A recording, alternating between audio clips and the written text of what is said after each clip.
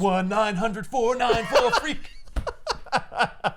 Freak rolled me. Freddy Freak. Hey, everybody, welcome back. Here's some Sal. I'm Ethan. I'm Ben. Let's talk about the death of Jason Todd, or rather, the lack thereof. This is an interesting experiment the DC tried out where it's actually twofold. There were two things that DC did. The first thing they did was they went through the DC vault or archives and they found some missing Jim Aparo pages from the original A Death in the Family.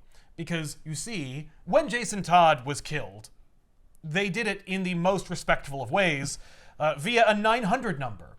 And I love that it wasn't even an 800 number.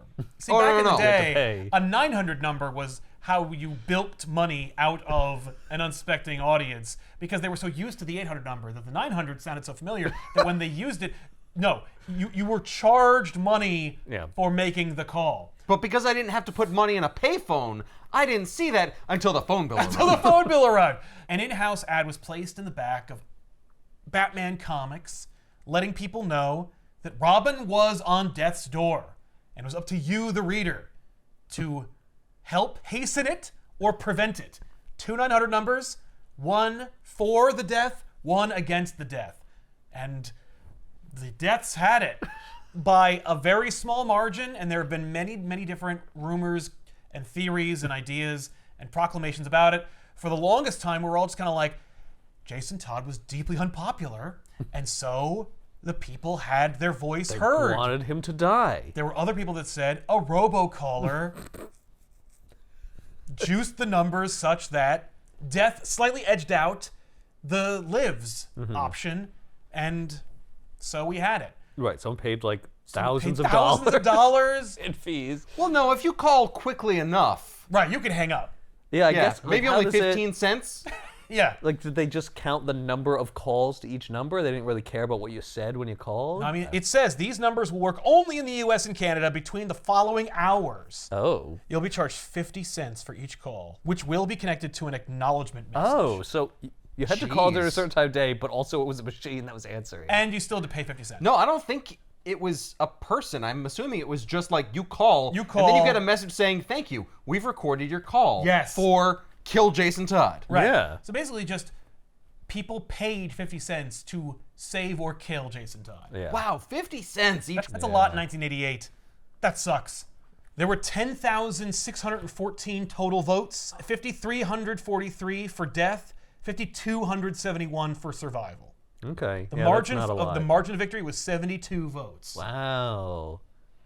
72 votes at 50 cents each.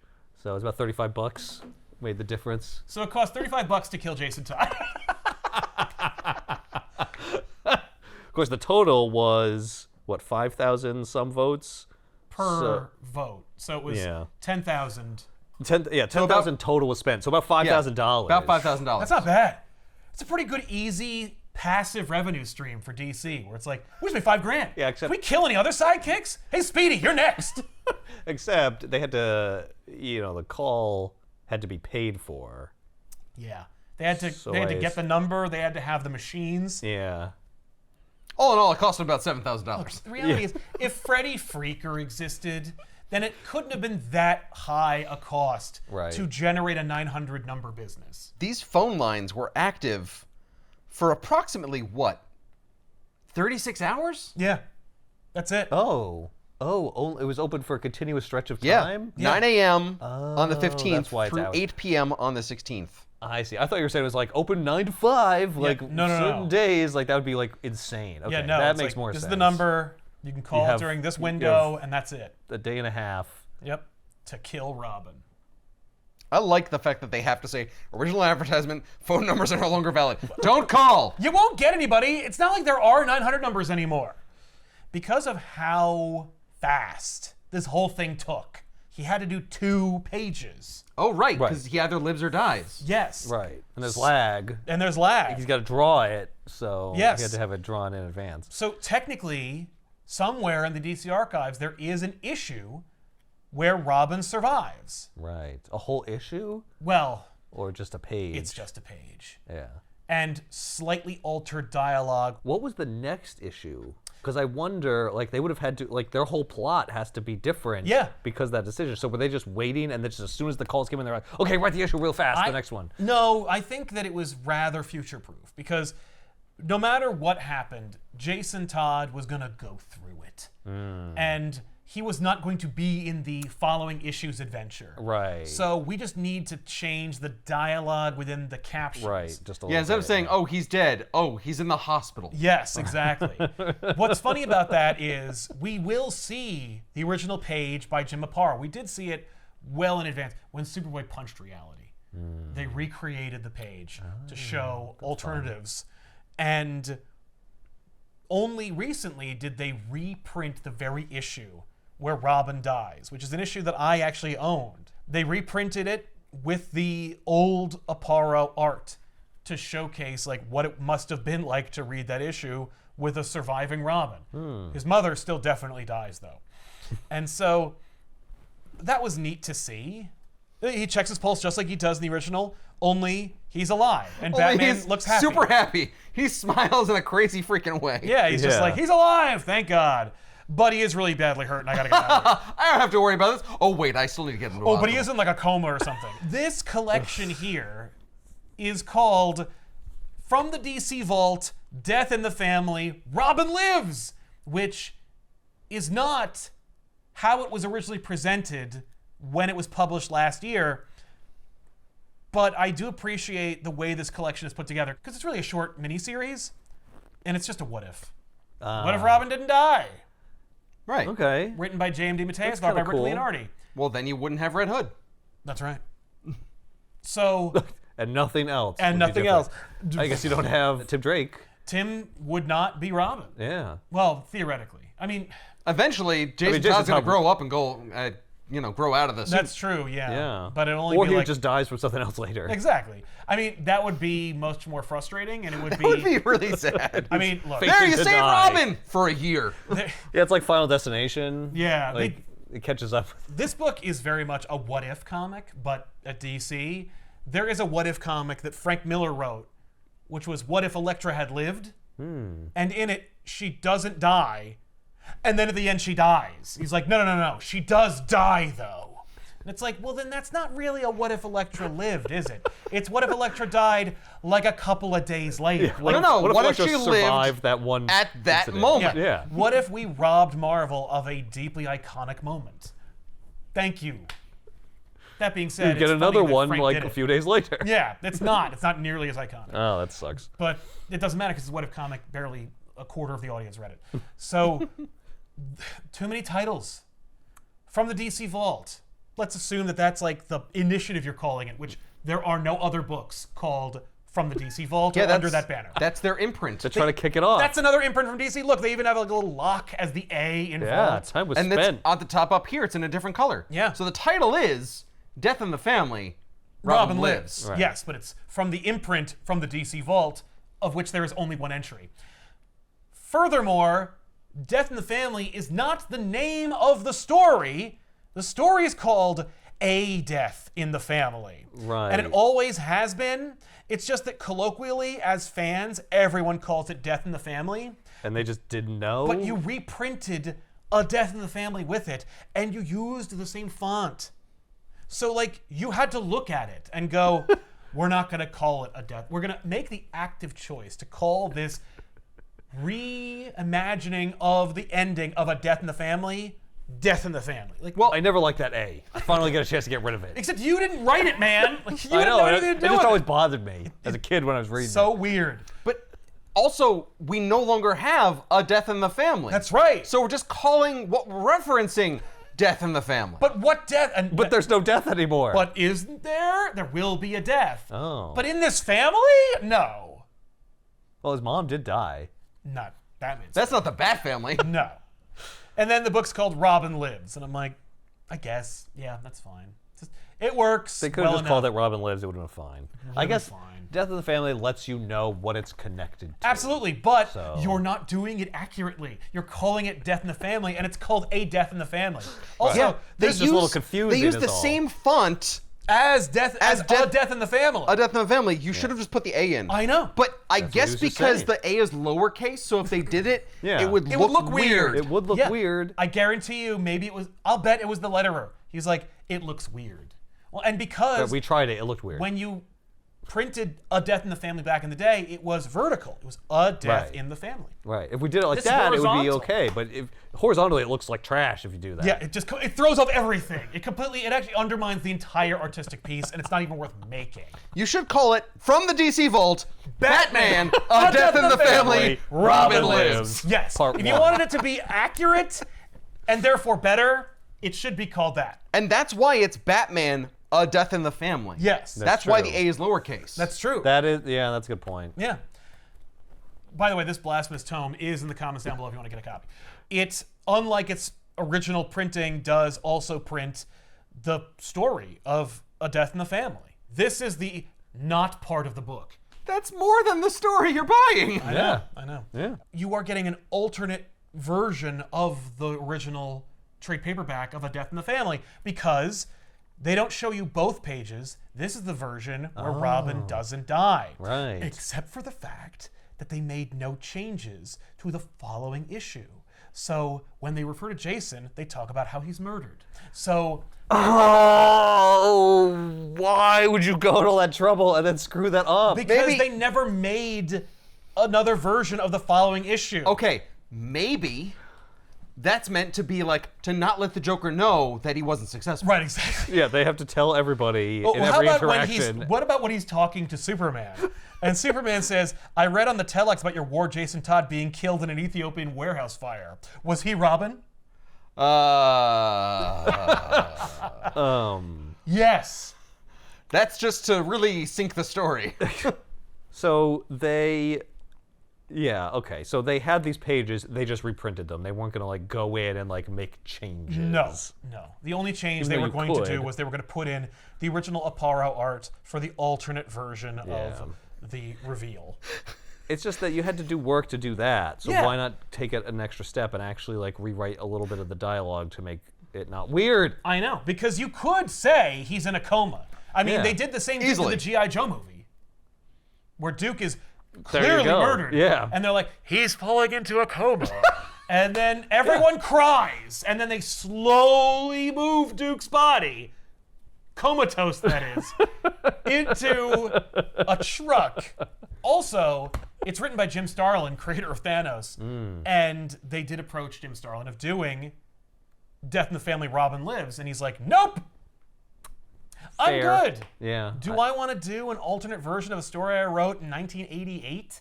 Pass. I do not. I do not. Straight up no. Although, I'm probably more buddy-buddy with you guys than Marvel, since I got paid more for ideas I had 30 years ago than full-blown characters that are linchpins to your cinematic universe over at Marvel.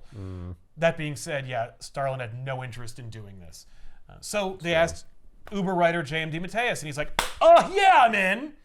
And so he did, and he is so J.M. DeMatteis about this book. He just J.M. DeMatteis is all over this thing. It is all the J.M. DeMatteis hallmarks outside of there being any magic in it. So is this picking up right after, or is it like jumping forward? So here's the problem, is that it's supposed to. Certainly the collection implies that this would be what follows, but no. It is very much a what if Elseworlds alternate take on what would have happened if Jason Todd wasn't killed in Ethiopia. DeMatteis is not a hack, so he's not going to throw away everything, and he is going to do his research. But he's not going to adapt his writing style to fit what Jim Starlin was doing in '88. Right. Nor is he going to dictate, nor will the editor dictate, to the artist to try and preserve the visual style that was present in the story, so it'll be very distracting. Right. It's just a jarring transition. It is a deeply jarring transition. The other weird hard thing, cut, a smash cut to new art, new style. Yeah. And Batman just completely changes his personality. From what he was acting like in the story you will have read if you get this collection, to what he's like in this. Is he happier because Jason's alive? No. Jason does not make it easy on anybody by surviving. Which is a good point to make, I think, is that when Jason survives, he messes things up. Right. It's not better. He's supposed to be dead. I don't think that's JMD's point. Sometimes dead's better. I think so. Certainly, I'll take this book as another brick in the wall of Jason Todd should be a corpse. Sometimes, Sal says, sometimes dead's better. I think so, especially with characters like these, you know? I mean, look at it this way. When Jason Todd was murdered, he cemented Joker's iconic status as the #1 bad guy in Batman's Rogues. You know, Joker has Joker always been died #1. ostensibly at the end of this book. Yeah, and they took him off the table, and make? people missed him, and then they brought him back. Yeah. You know, and it was awesome.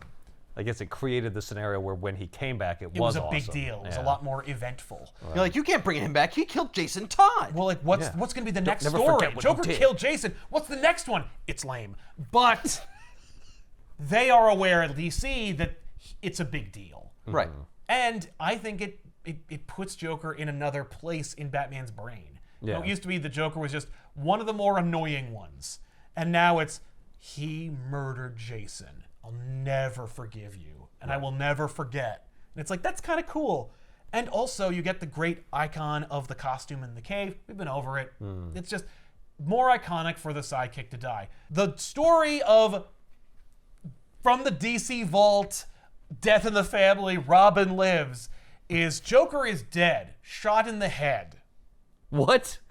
News reporters like, it's true, the Joker's dead, not a hologram, not a clone, not an imaginary story. We did DNA tested everything. Dead, it's this guy. Yeah, we DNA tested him, and we still don't know who he is. No, but we have the same DNA that we couldn't identify. We just matched them.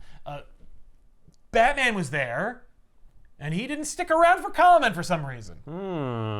Batman's in the cave, and he's watching the news report. He's just like, oh, and he takes his mask off. We cut to who might have killed him. And it's Jason in the Robin suit, and he's on a rooftop crying. And there's this narrator. And the narrator's talking about this story from the future and about how impactful this moment was on all the people she cares about. And so how did we get here? Let's go back. So Jason wakes up from his coma in the hospital, and we jump ahead. So while We're just jumping all over the place. we jump ahead. 3 different timelines in 2 pages. Realistically, it's this is what's happening on the next page. It's just what's happening next. So if you remember your history, what is Joker? Real history or the real history of the story. Okay, Batman history. The Batman history. What is Joker up to while Robin's body is being sent overseas to America? He was taking over Iran or part of the something. UN? He's becoming the Iranian ambassador to the UN. Yeah, there we go. Right.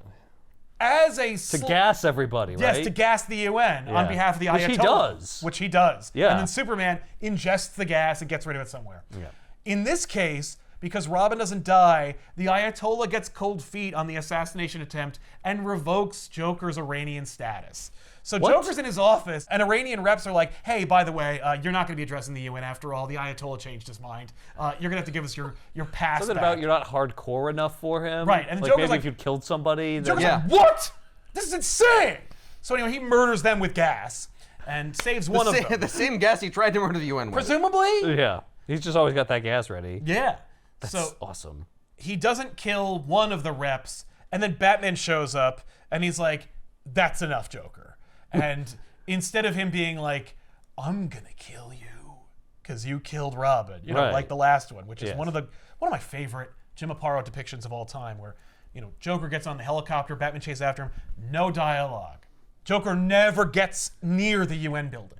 Okay. Yeah, we're changing the whole ending. We changed the entire story. Okay, that's weird because you included it in this. I know. Yeah, I guess when this was written, they didn't know that they were going to do that. And so James DeMatteis doesn't know, you're going to keep all that stuff. We're going to publish the original story with the original ending right in front of it. So it's going to be weird if you don't keep that. I promise you there was no discussion about including an alternate version of the original text within his or side by side. Yeah. And I promise you JMD would not appreciate it. Like, there's no way he wants his work compared to other work in the same book. Yeah, no. So Joker's like, I'm sorry. Listen, he didn't die, okay? Like, yeah, it's fine. Anyway, I give up. And Batman's like, you're not gonna give up, man. You never give up. Joker's like, well, when you're right, you're right. And he throws himself out a window. And then his hidden jetpack goes off and he flies away. And then Joker gets onto a boat that he's decked out to look like himself. And he's like, oh, man, Batman's chasing after me already. And Batman's in the Batboat. And I'm like, the amount of planning. Everybody knew. That there was going to be a boat race. Right? Joker was so prepared that he had the boat painted like, I feel like and I might need a boat because I think Joker might also have a boat. Got a lot of ideas going on. Like, what if the Iranian ambassadors didn't revoke your status? Well, then I would have gone to the UN. But my plan B was, if they betrayed me, I'd have the jetpack. And the jetpack would take me to the boat, which would allow me to have a thrilling boat chase with Batman. There's a dock worker who just saw the boat and was just like, no, I gotta call Batman. Hey, you might want to bring a boat. Yeah, there's a boat that looks exactly like the Joker, and it's at the docks right now. I think he might be planning to escape on a boat. I don't know. I'm just getting that feeling. It is awesome. It's got where there would be a mermaid. It's just him on the front. Two guns. And I love it because we have a comic accurate Joker depicted on the bow. Yeah, this is the bowsprit. Joker can dress like a sea captain. That's awesome. How did he have time to change? Right? You were in a goddamn jetpack flying away. Yeah, you're trying to escape Batman, but you have time to switch into an elaborate, like 1700s era. Pinafore outfit. Well, yeah, I have to be the very model of a modern Major General. Yeah, like you can see him. He's like, oh god, because he didn't stop between the jetpack from the window to the boat. The jetpack was to the boat, so he's like, okay, I gotta get my stupid 6-button jacket on while I'm flying to the boat. It's awesome. He curses Batman for never giving up. You never give up. But also he's like, who am I kidding? If you gave up, I'd be sad. Like, I don't want you to give up. Batman just drives his Batboat through Joker's custom job. Joker falls out of the boat and into the water like he does in the helicopter in the previous story. And then Superman shows up. Like he would have, because I guess he was involved in the story previously, so he would be here. And Superman picks him out of the water, and Joker's like, arrest him! I fell in the water, and he didn't go in and get me. I was gonna say, like, he crashed. Yeah. He's almost drowning. Yeah, Batman's just standing on the boat, just looking at him. Stop, police, murder. Joker's like, he was gonna let me drown. And Superman is like, he doesn't have to save you. Right. As is the mantra of Batman. Right. Superman goes, you knew I was following you and that I was gonna recover Joker, right? And Batman's like, whatever helps you sleep at night, bye. He put Robin in a coma. He hit a 13-year-old boy repeatedly with a crowbar and then murdered his mother. Blew them both up in a warehouse in Ethiopia. And okay, so every time we talk about a death in the family, I never let anyone forget that it took place in Ethiopia. And what's hilarious is, I think that Ethiopia is referenced in the J.M. DeMatteis book no less than a half a dozen times. Like, DeMatteis also like, the Joker almost killed a child in Ethiopia. And I'm like, that's right. That's right.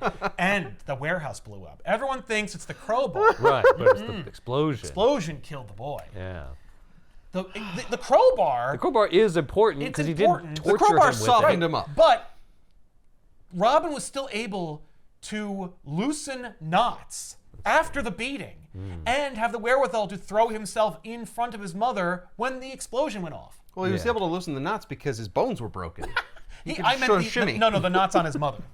He freed her too. Wait, no. Yes. He was trying to. She was tied up. He was not. Joker beat him and was like, well, he's dead. And then left. And then he crawls over. He crawls over and he unties the knots. Right, and then she dies anyway. Oh, yeah. Because Jason takes the brunt of the explosion. And then she tells Batman what happened. That's right. Because I was thinking it's not totally pointless that he saves her. It's because he gives her time to explain to Batman what happened. And does she die in this version? Yeah, she's dead too. So Batman takes Joker to Arkham, and there's a new doctor who was previously unestablished, and JMD creates him for the story. Dr. Kevorkian. What a timely reference. It's Dr. Stoner. It's always 4:20 at Arkham when Dr. Stoner is on call. But, Dr. Stoner... Have you ever thought, like, maybe they're the sane ones. Yeah, his favorite inmate is Poison Ivy. The issue is that Dr. Stoner is a bleeding heart liberal, and he just wants to see what Joker's problem. Now, that being said, JMD. We've done this before. He's not unlike other works where there is a psychiatrist or a new head of Arkham Asylum who doesn't get it. JMD is all about therapy and mental health. Okay. But he is also like, but sometimes you have a Joker. Dr. Stoner is an idiot who wants to fix and understand the Joker. He wants to help this poor man. And Batman is like, I've had this conversation with a lot of dead people who had the exact same opinion as you. And so Batman leaves. Maybe stop bringing him to Arkham then. Right, pick another I imagine facility. there are different facilities. I would have to assume. So also, I guess we should talk about the elephant in the room, which is the altered design for Joker, which is just heavily inspired by Heath Ledger, and it will never escape it. The idea of Joker just being like, oh, I got all this lipstick. Right. I'm sick of and done with this design. I like that more than that. That is Mike Mignola's style. And by the way, Mike Mignola drew the covers of the original issues of A Death in the Family. So seeing him come back and do that was a lot more attention to detail than I would have thought. You'd think with that level of attention to detail, they'd get the title right. But I'm not a huge Mike Mignola fan when it comes to big two characters. You know, it's Hellboy and stuff. It's like, well, yeah, it works for that. Right, but it's like, it's interesting because it's like horror, but almost minimalist. Yeah, exactly. It's a very interesting style. I love it sometimes. I don't with this, but he's also like showcasing, you know, how much he's evolved in 30 years. So, you don't like the messy Joker makeup. I do not like it. No. Also, Rick Leonardi is famous to me for drawing Spider-Man 2099, which was a lot cleaner style. This is not, and it's much more sketchy and like almost Klaus Janson inspired or Bill Sienkiewicz, and I appreciate it, but I don't love it. Maybe and it's because it doesn't match. I see what you're trying to do. I don't care for it. I understand. It is not bad. It's not like the art sucks. No, it's not for me, and it's not what I would have picked. Maybe because it's not supposed to be. It's sort of like right. It's supposed to be kind of like off kilter, ethereal a little bit. Yeah. Like the edges are a little rough because it's not supposed to really exist. This universe is kind of still coming into being. Right. We're looking through a keyhole here. You know, like, all right, I'll take it. I'm sure JMD would too. He's like, okay, yeah. There's a sequence here where we see Bruce and Alfred and Jason all having breakfast together, and the way it's depicted, it feels like it happened like he got out of the hospital like yesterday. He's like, oh, Jason, it's so good to see you. It's so great to have you home. Isn't it great to see Jason home, Alfred? And Alfred's like, yes, it's so great to see Jason home. And he's like, I made sure that Alfred made your favorite breakfast. And he's like, oh, he did. Here's the breakfast that we made for you. Isn't it great? And Jason's like, yeah, it's fine. And Bruce's like, all right, that's enough. I do all these things for you. I'm sick of this. And then he lets it drop that it's been weeks. And I'm like, okay, well then really you should dial it back then. Like, every day it's like, isn't it great that Jason's alive and here? Isn't it? Everybody clap for Jason.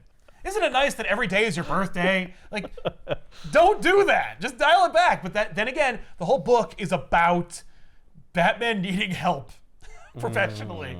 And so Jason is not having it. Yeah, Jason's still in mourning. He's still in shock, probably. Oh, he doesn't give a fuck about his dead mom anymore. Even though it was the driving force of the story that this is inspired by. He is done with that. No, he's pissed because he can't be Robin right now. And because he feels embarrassed for having lost. And it's like, just say that. I can't! I'm raised by Bruce Wayne! Well, that is true. Yeah, my Robin costume, this is not made by somebody who is healthy. Bruce has a meltdown where he's like, that's enough. I've had you moping around, being snippy with Alfred for weeks.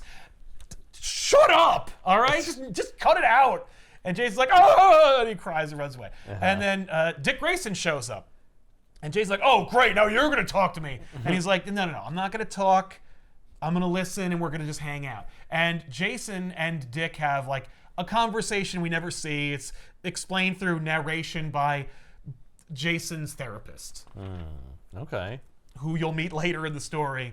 And basically the takeaway by 3 men with trauma, none of whom have gotten any professional help. The takeaway from this conversation is, I think Jason's turning around. He's turning a corner. Yeah, he's gonna be okay. Because Jason and Dick had like a normal, superficial conversation. Like laughs were exchanged, jokes were had, stories were shared. See, he's fine. See, he's good. Yeah. Yeah, he'll be okay. I listened to him for a minute, and like I told him like you're gonna be okay. He and kind of listened to me. Yeah, Yeah. all Here's the better. thing. All better. I went over there, and I asked him how he was, And he said, fine. and he said fine. And then we just talked about other things for a while. yeah. No one gave me a note card with questions to ask. It turns out that, it's not going well. Dick is wrong. Dick is wrong. He's not okay. Yeah, it turns out Dick is not a psychiatrist. Well, it sounds like to me you should just bang an alien chick. He'll be right as rain. That's exactly. That helped me right. out. Straighten me right out. So then we meet Dr. Saraswati Dev. And Dr. Saraswati Dev is a new character invented by JMD for the story. Sure. Is that her whole last name? Dev? Oh, just Dev. Yes. No, Saraswati's her first name. Saraswati, yeah. Or you can call her Sarah. Which they do. Which, of course, they do. Saraswati Dev runs the Dev Institute, which is a healthier alternative to Arkham, and much further away. And Bruce's plan is, I'm going to send Jason to the Dev Institute, where Saraswati Dev can give him the nurturing, that I can't. that I can't. That I'm incapable Or of. don't want to.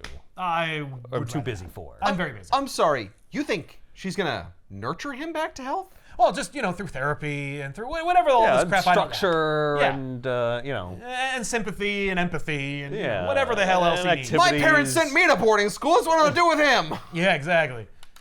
So Jason's like, this is horse shit. I don't want to go to some institute. I want to be Robin. So he puts on his Robin suit and he leaves. Yep. Bruce is like, damn it. So almost got it. He also sees that Jason was using the Bat computer, and he sees that Scarecrow is on a rampage. And so Robin's going to go take down the Scarecrow, proving that he's still effective as Robin. And Batman is like, the exact opposite is going to take place, isn't it? Yep, that is not good. That is a bad sign that he's going rogue. Yes. Also, I would start with like the Mad Hatter or somebody. Like, Scarecrow's kind of maybe not a guy who can elicit your greatest fears. Right. So Robin attacks Scarecrow. Scarecrow makes fun of him and establishes that I don't need to gas you to infect you because now I have like needles in my gloves and stuff. Like he grabs Robin and he stabs him. This will be the first injections via gloves that will happen in this story. I'm sorry. By the Scarecrow or No, just in general? No, different people Oh my God. will be injected via gloves. Seems a little unlikely, but okay. I'm like, They're all talking. oh, to it's each a other. motif. Seems like DeMatteis is worried about the needle in the bottom of a payphone. Yeah, the old classic. You know what I think it is? Lazy. Well, we'll see how lazy you think he is when he completely steals a Joker plot point from a book that he thinks no one remembers. He certainly didn't count on there being 3 yokels on a couch who would definitely remember it and make point of it. All right, so he gets fear So he gets the fear toxin into Jason, and Jason pictures Joker showing up and beating them into a bloody pulp with a crowbar, and then Jason's mother appears and she shoots the Joker. And she's like, there, I did it. Because I have the strength that you didn't. Oh. And then she shoots Jason too. No. Like how is this a fear toxin? No, she withers and dies before him. Like she drank out of the wrong grail. Just do a Okay, skeleton. that'll do it. That's horrifying. And he's Okay. like, ah! And then he collapses, and it turns out that like none of that stuff happened. And, Right. Scarecrow's like, nice. And then Batman's like, oh god! I'd love it Yay. if the Scarecrow did this, and then he's like, "Oh man, I'm so sorry. Oh that shit! was real bad." I'm sorry, kid. Jeez. Oh my God! Stop crying. Batman's like, "Don't you know what he went through? I'm so sorry, Batman. Dude, I had no didn't know. idea." I'm sorry. He said everything. Okay, I got it. He I'm just sorry. came and started punching me, and I was like, okay, here we go. It's Okay. showtime. I figured you were like right around the corner. Like I thought you were parking the Batmobile. I didn't know, man. What can we do? Can we just like wait? I'm a scientist. I can do this. Hang on. Oh, I got an antidote. Hang on. Batman's like, whoa! Just caves in his head. I'd love it if they're both there Yeah, to they're like like, "Oh, geez." recuperate Robin. Yeah. Robin wakes up and like Dr. Jonathan Crane and Batman are there. They're like, we're gonna get you help, kid. I love the depiction of Scarecrow after that first punch from Batman. Like his mask he's is all like, moved. oh. Yeah, like, oh god. Like somehow this like fixed in place mask is like It's frowny. more emotive. I love the jump. Like Scarecrow's like, ho ho, I beat you, and then he is being decked. Yeah, he's like, I'm gonna carve you we're up. gonna have a therapy session, and I'm gonna get all your secrets. Oh, wham! No! So Batman beats him savagely, and then the cop's like, "Hey, Batman, that's enough." Hey, all right, Batman looks at them, and they're like, "Okay, 5 more minutes." Everybody, take 5. Who needs coffee? So Batman collects Robin, and he's like, "Never again, kid. I got you. Oh, I love you, Robin. I don't know how to express my emotions."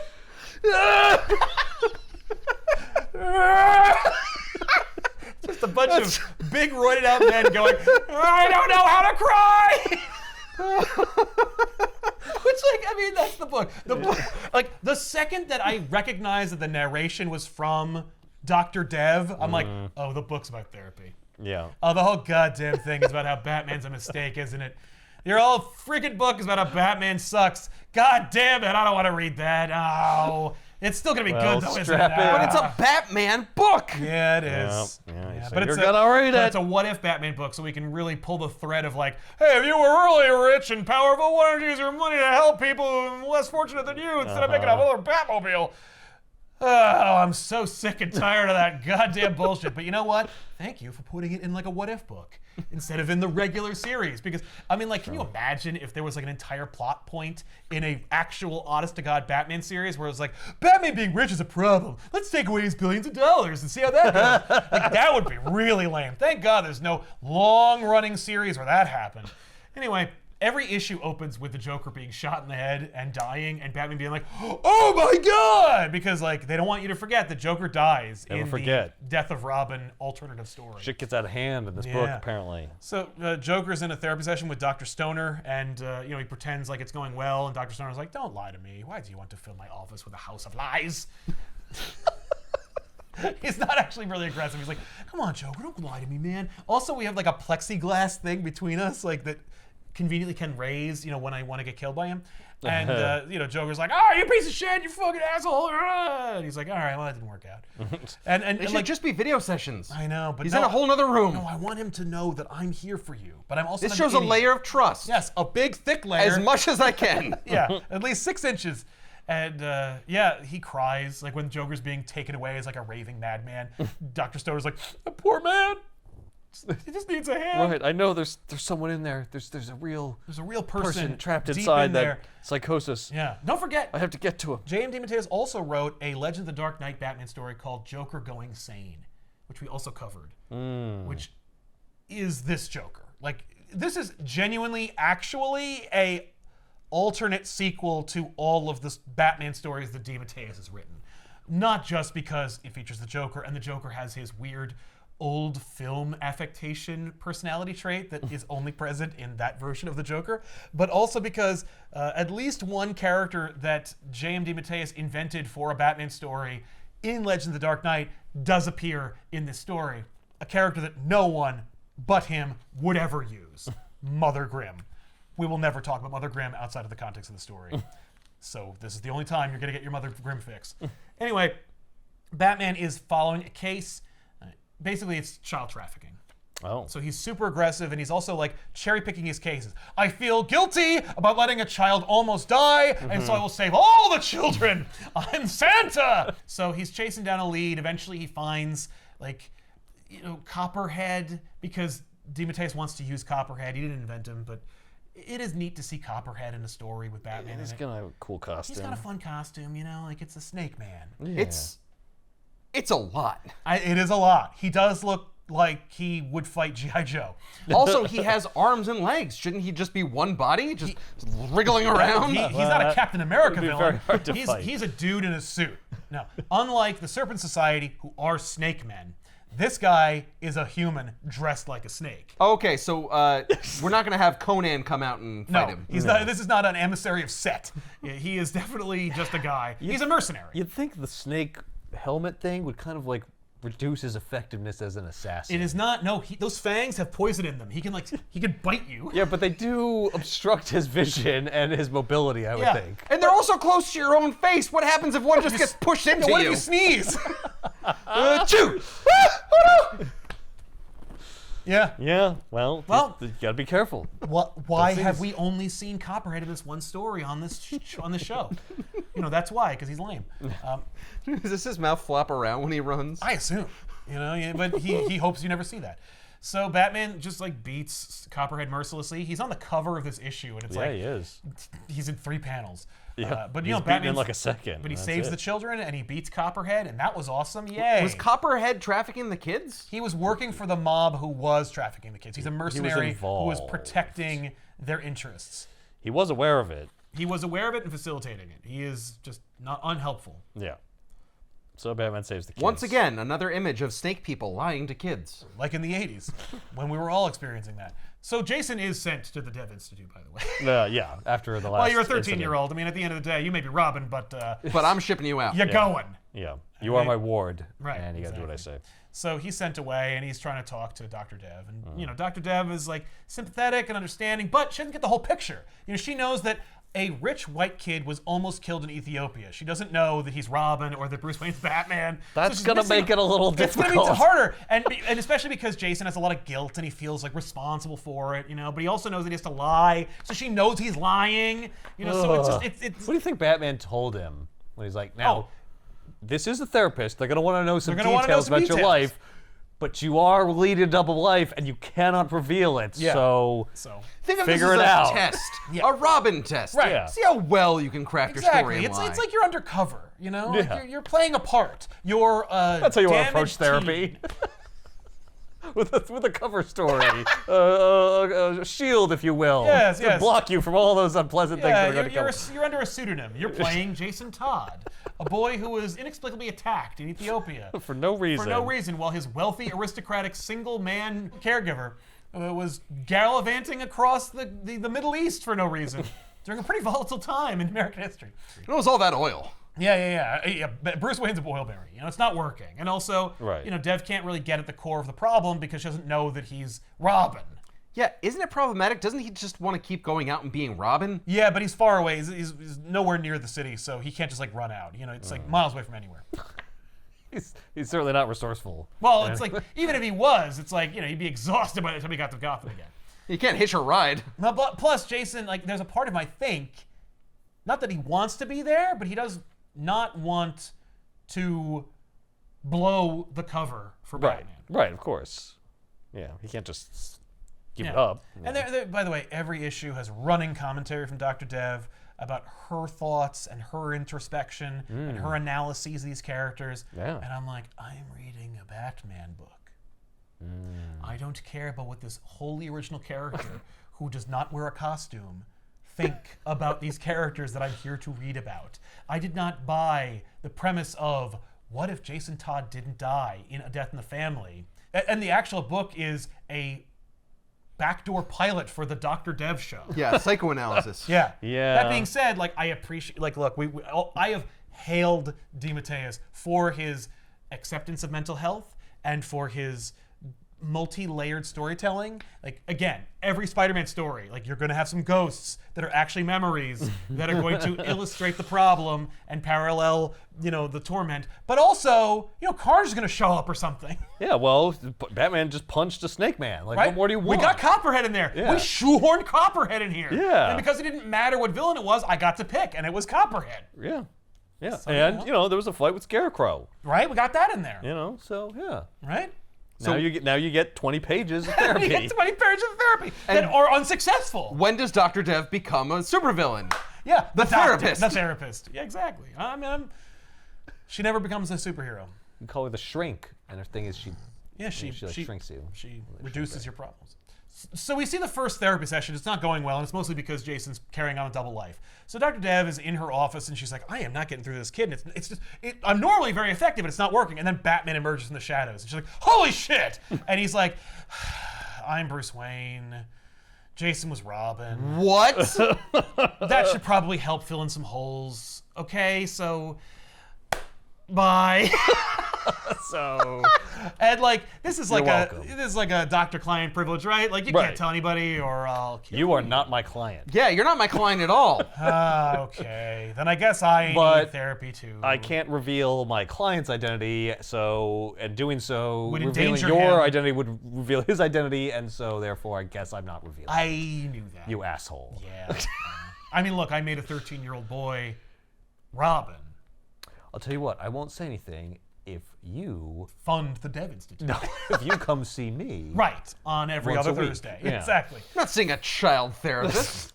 We're all therapists. It's just therapists. It's just therapists, all right? I specialize in children, but, Right, but I went to school just like everybody else. I methodologies took are all all the same pretty sound. classes. Wait a minute. about that. Didn't your parents die when you were really young? We're not here to talk about me, okay? Gas pellet. My God, this would work. Yeah. So we go to Bloodhaven. Here we go, more action. More action. We gotta stuff. okay. I don't, Therapy, yeah. I don't know what you're complaining about. Right? There's all kinds of action. Yeah. Characters and costumes. Yeah, so Nightwing's fighting Brutale, who is a Nightwing villain. Who? He's a character who did not exist Oh. during A Death in the Family or after A Death in the Family for a long time. But he is a Nightwing villain who was invented for the Nightwing series that would first launch. I don't know why, but Brutale and Mario Batali really mash up. Spaghetti! Because he's throwing kitchen knives. Yeah, they shouldn't be. He's a knife specialist. He throws knives. He's a mercenary, another mercenary, he throws knives. Yeah, so we're actually establishing an early meeting between these characters that you couldn't have seen in real Never comics because seen. there were no comics. That's right. For this. So Nightwing's fighting Brutale, and I want to think it's because JMD went, "Who's a Nightwing villain? Brutale? Got it." He was invented when? 96? Nah. He does what? He throws knives. Cool. Like chef knives? Okay. Sure. I can do that. He's got a lot of knives. All right, there's a fight. So there's a fun fight. You see Nightwing like kicking the shit out of Brutale, and Batman shows up and he's like, "Hey, nice job. Listen, do you regret being Nightwing? Or Robin? Like, did I ruin your life?" And Nightwing's like, "I do not regret being Nightwing, but I will admit that it would be nice to have just been Dick Grayson. Like, I wouldn't have gimp-masked people throwing kitchen knives at me, for example." This is a strange time for you to ask me that question. Odd question, because I am in an awkward position where I would have rather had a different thing go on tonight. So But I will say this. I would never have banged an alien babe. So, We have pros and cons. I also never would have been adopted by Bruce Wayne. This is Bruce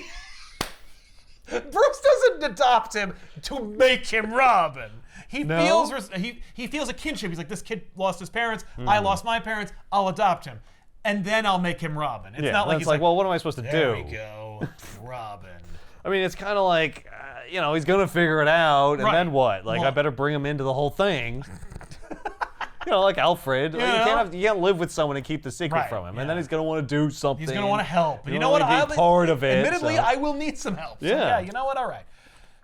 Yeah, it's like circus orphan, bang an alien princess.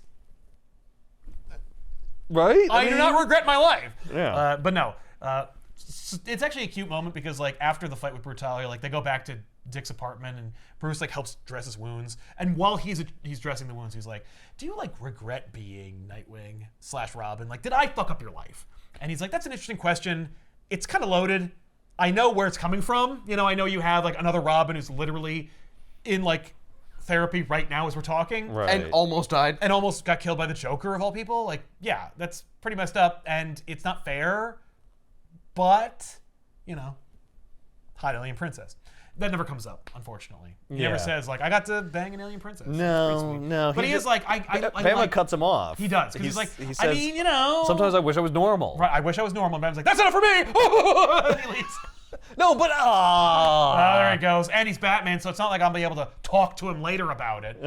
This is gonna show up randomly. Yeah. I do like the narration here.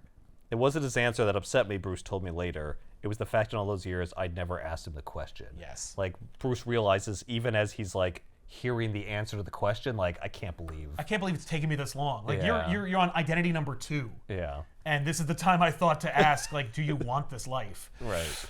Am I a bad father? I mean, and the answer is demonstrably yes. I mean, clearly yes. But I mean, in some ways, you're a great father. No. You're a terrible father. But you have saved lives. Like you are a force for good in the world, and it only cost 2 lives. But because your life, whatever. It's just maybe you should have asked. You should have asked. But it's like you were 12. You didn't know any better. Yeah, that's right. Think about that for a minute. Yeah, every kid's gonna say yes to that. Well, yeah, exactly. Yeah. That's why he's invented. Robin was literally invented because they were like, we need a character for children to imagine themselves as when Batman's having adventures. You're not supposed to think about how irresponsible it is. It's a horribly irresponsible situation. So we see another therapy session with Dr. Stoner and Joker. It's finally working. It's cutting through to him. This is also paralleling the previous one where it looked like it was going through, but it was clearly an act and it didn't affect Dr. Stoner. Like, Dr. Stoner was like, you are full of shit. And he's like, no! He's like, see? So then we have another conversation, and it seems to be working. And Dr. Stoner's like, oh my God. And he lifts the glass. And then Joker embraces him, and then kisses him, and then transforms into Lady Clay. Who is one of many different Clay faces that exist in the DC universe. And if you want to check out who that is, you can watch our episode, Batman the Mud Pack. Yay! A Mud Pack reference. Hey! It's like, what? Yes, there's a female Clayface, and she's called Lady Clay, and she is sleeping with a different Clayface. That's Preston Payne. This is Chandra. Chandra can turn into like a Valkyrie. This is a Clayface family? I mean, not really a family, just sort of a legacy of Clayfaces. Yes, there's a number of Clayfaces. There's Basil Karlo, there's Matt Hagen, there's Preston Payne, there's Chandra, Lady Clay. There's also the children that Preston and Chandra have, who are also Claybees. And so you got a lot. They are a family, technically. Lady Clay is like, I'm gonna smother you. And then they activate these sonic frequencies that like blast her apart. Nice. So what happened to Joker? Joker switched places with her. Like, Joker convinced her. He's like, I'm not going to therapy today. I need you to take my place. So can I pay you my lunch for like a week to switch places with therapy? I just can't deal with Stoner this week. I just don't want to talk to him. I love the idea that like the reason why Stone falls for the subterfuge is because Joker is a completely different person. Like, maybe his therapy is actually working on Chandra. Because I look at you and everything's changed about you. Like your mannerisms, your expressions. Yeah, you are a literal the different way that person. you speak. It must be working. That's the most plausible explanation. Exactly. Oh, you're Clay. Oh, shit. Wow, you do a really good Joker. Have you ever thought about getting into acting? You do a really good reformed Joker. I would like to see that. Where did you draw that from? Because I'm wondering if we could use your influences and sort of mold that into what he becomes. Yes, you could. If you want to join me in therapy, like you could be the reformed Joker talking to the unreformed. You could reflect back to him. Yes. The possibility of what he could become. This is fantastic. Wait, I can't breathe. You'll be on one side of the glass. He'll be on the other. It'll be like a mirror. He'll be talking to himself. Yeah. She's okay, I guess. I guess. Doesn't matter. But it's a what if book. She could die. It doesn't matter. Yeah. She never they comes could up throw again. her in a kiln. Yeah. Just turn her into a statue. I love that she just explodes. Yeah. It's freaking awesome. We never see her again. Bruce is at the Dev Institute. He's chatting with Jason, and Jason's just like, I don't want to hear it because I know where this is going. Because I know how dangerous and irresponsible being Robin is in the first place. Like, this whole thing is so that you will stop me from being Robin again. Like, I don't want to, like, I want to be Robin. I want to do this. I'm so filled with rage. I kind of feel like that's why he told Dr. Dev about their secret identities. Well, it's so that she will be more effective as a therapist, and also because, like, you know, we're done. I'm not done being Batman, obviously. But like, you're done being Robin. But Robin is over. The Robin experiment has concluded. It ended in Ethiopia. You know what? Honestly, it ended before Ethiopia. So Jason kicks Bruce out of his room. And, you know, Bruce bumps into Sarah, and she's just like, you look like you could use a friend. And so they talk for a little while. I'd love it if it was like, don't try and shrink me, shrink. She's like, I wanted to bang. Let's go. Nah. I don't do that either. Not right now. I only bang. Do you have a costume? Like a nurse's outfit or something? No. So Stoner wakes up and they find out the Joker's escaped. And it's like, when Lady Clay reveals herself, you know the Joker's escaped. Yeah. We did this. Yeah, I got it. Yeah. We did this in the Killing Joke. Like, we know the Joker's gone. Yeah. So, Joker's out. He literally has like a mask like Batman has, where he wears a fully lifelike Mission Impossible mask. Like an impossible Mission Impossible mask. Yes. Yep. It's almost exactly like the mask that Batman wears in J.M. DeMatteis' Spider-Man Batman crossover, where they have like these lifelike masks and Batman always carelessly rips them off to make a dramatic reveal. And it's like, that mask must cost like, what, $12,000 to perfectly recreate a person? See, I'm the Joker. I'm crazy like no, that. Batman does it too. Well, Batman does it, What are you doing? I'm a billionaire. Right. That is my answer to that statement. Yeah. I just kind of figured that was clay. I assumed it was mud that she was like mimicking to be somebody else's face. Yeah, no, it's Yeah, Joker no, wearing somehow a he mask. got that mask. I don't know how. He had it commissioned. By someone. The same company that makes Batman. Snuck it into the asylum somehow. Exactly. Right. So anyway, he kills them and he leaves. And he's like, "Oh, I got plans." Oh, and it does the hair such too. plans. Oh yeah. Oh, yeah, no, it's a whole. It's everything. It's a full thing, and that doesn't have a baked-in expression. It emotes. So anyway, Joker steals the van. He's like, "Oh, I'm gonna kill people." And you're like, "Yeah, I know. Yeah. Don't release this monthly." There's no tension here. First of all, you're not in a reality. He sings the wheels on the bus go round and round. Right, and then changes them to be like, I'm going to kill people. Yeah. So then we go to the next story. So Joker's dead. I don't know if you know this. He gets shot in the Joker's head. dead, don't forget. And Batman's like, oh my God. So then he turns to Robin, and he's like, Robin, what have you done? And Robin's holding a smoking gun. Oh. He shot Joker in the head. Yeah, well, I know. Yeah, I don't buy that shit. Right? It's like, oh, it's the Scarecrow. We go all the way back to the beginning of the book, and the whole damn thing was a hallucination by Robin. Including the therapy, none of that happens. And the way that Jason gets over his trauma is that Batman convinces Superman to let Jason ride on his back. And so Superman flies Robin around for a couple hours, and all's right as rain. That sounds pretty lame. I don't know. I know. Also, they I'm just very they got disappointed. Lady Clay to dress up again like the Joker. Yeah. and more like, for herself. I'm sorry I killed you. Or almost did. All right, now shoot me in the yeah, head. yeah, This yeah. is gonna be really cathartic for you. Blam! Blood, death. Yeah. There, you See? feel better? No, I don't. I do. Wow, two different sides. Well, that's the thing. It's like either way, If it does, great. If you don't, see? See, Now you don't it's want not to. gonna help. It's not going to help you. Exactly. Go. Dr. Sal. So We can solve a lot of therapy problems with Lady Clay. with Lady Clay, yeah, Lady Clay needs You to be did a it. full-blown. You saved the day. You're a fucking genius. With that. I am some kind of sorcerer. So Joker is at a video rental store. You remember what? those? Yeah, right? In Because 1988, those It's existed. a period piece. Yeah, exactly. And he's watching like old comedy movies, like he did in Going Sane, and nowhere else, especially in A Death in the Family. So Joker's watching these comedies, and then it's revealed that he's watching them with Batman. And Batman's like, when you're right, Joker. This is a riot. I'm loving this. And then Robin shows up and he's like, no, this is lame. This is not comedy, okay? Like, Chris Farley is comedy. This is stupid. And then Joker, beats him to death with a crowbar. And then it turns out that they're both hallucinations. And it's just like, whoa, Joker is crazy. That's Joker's having that? Yeah, Joker hallucinates that he's watching old movies with Batman, and then Robin ruins it, which I kind of like. They did Robin shows up and he's like, boo! Get out of hiss! here, Robin. I'm Both not here old." for you. I'm here for Batman. I wish I could just beat you with a crowbar. Yeah, Robin ruins everything. Ruining it. If there wasn't a Robin, then Batman would be my best friend. And so yeah, So Joker smashes the reel-to-reel projection that's being used to watch this old movie. I mean, that's all they had back then. That's true. Yeah, they all had film. Yeah. Yeah, that's right. That's right. So then we see that Joker is keeping a bat in a cage. Oh. What's his plan for this bat? Oh. He's gonna release it, and it's gonna go to Batman's cave, apparently. Yeah, and he's gonna follow it, or is it a trace? No. He's gonna poison it. He's got a much more diabolical scheme for this bat. You're like, He's gonna give Robin rabies.